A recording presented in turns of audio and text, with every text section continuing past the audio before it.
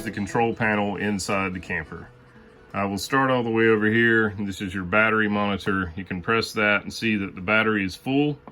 You also have fresh, black, and gray tanks, and you can press each of these buttons to see if they're full or see if they're empty, like they are now. The Wi-Fi button does not function. The water pump will be used only if you have fresh water in your tank, and say you're boondocking or you stop to use the bathroom, you have a little water in there, you can flip this on, and you can use the toilet or the sink for a quick lunch or whatever you're going to do. If you have to pull over and stop for a bathroom break, we use this quite a bit.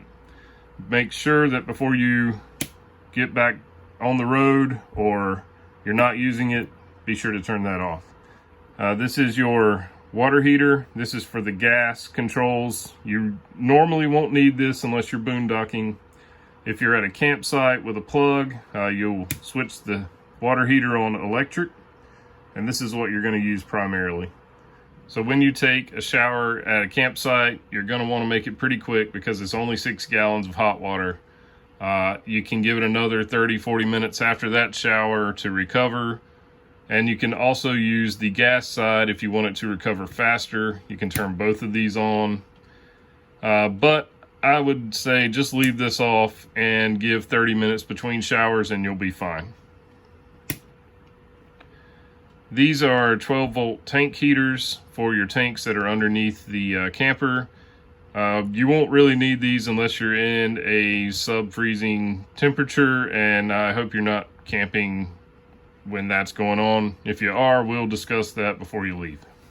Down on the bottom, this is your interior light. It controls all the lights in the center of the trailer. This is your porch light. It controls a yellow light that is just outside the door. This is your awning light. That controls a white light just below the awning, and it'll light up your campsite. This is really good to use if you're sitting outside. It gives off a nice white light, not too bright. But please be sure to turn this off when you go to bed because it is bright enough. It will bother the neighbors.